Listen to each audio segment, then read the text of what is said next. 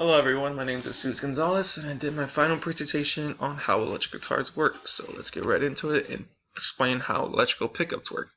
As you strum the strings, the motion is picked up from the permanent magnet and gets converted to electrical signals through the copper wire. I could further explain this from the speaker project we all did, how electrical signals went through the speaker and the speaker converts electrical signal to motion, and the motion compresses the air and we perceive the air as sound. So when you pluck the string, the kinetic energy is translated to electrical energy through the magnets, and then the electrical signal is sent through the copper wire and into the speaker, where the speaker converts the electrical energy into motion. And I actually found an old guitar in my backyard. I had it there for 10 years, so I picked it apart to see the insides to further show you guys how the electrical guitar looks inside. And see, I actually found the electrical magnetic pickup. And as you can see here, and the strings go along in it, and when you pluck the strings, the magnet picks up the motion, converts it to electrical energy, and translates the signal into the jack, which sends that into the speaker. Now, different guitars have different electrical pickups. Some have individual magnets, and others have a broader magnet. The individual magnets give each string a special attention, but some guitarists want as like a blend sound, so people actually pick up the broader magnets. The 6 strings are very important because they all have different thickness and different material. You can see this toppy here. It has wrapped around in copper to add more width and changes the frequency. Change the frequency, change in pitch, changed not the wavelength, but it changes the sound.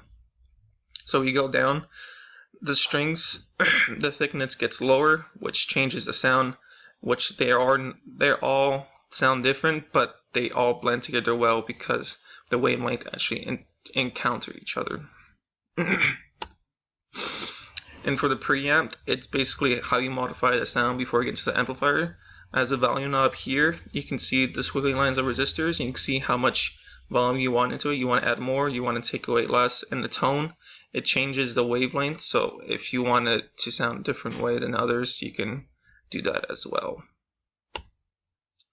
Now for the amplifier, the electrical signals travels through the amplifier to increase the strength of the wavelength in order to move the speaker to create the motion from the electrical guitar string.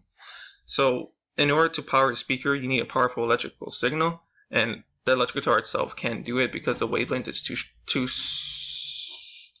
small. So I could show you an example of how electric guitar sounds before the amplifier.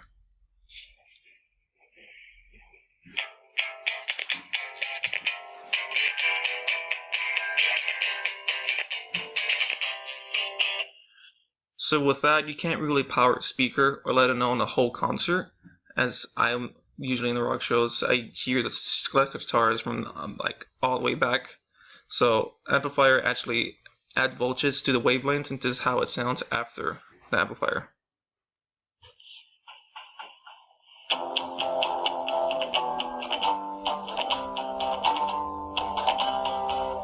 As you can tell, it's the same wavelength, but it's much stronger and it's much distinct, and you can hear it from across the room.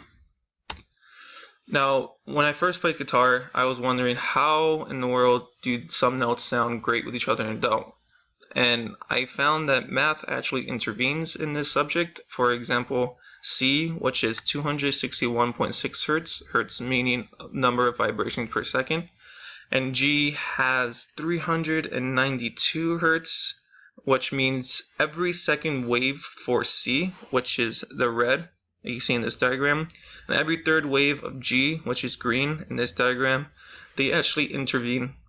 Which is strange about this, not strange, which is great about this is that every second wavelength, every third wavelength of G they meet, that means it has a pattern. That means that now the note actually sounds great. So I'll show you a demonstration. So this is a C, and this is a G. They're different, but when you play them together, they actually sound nice.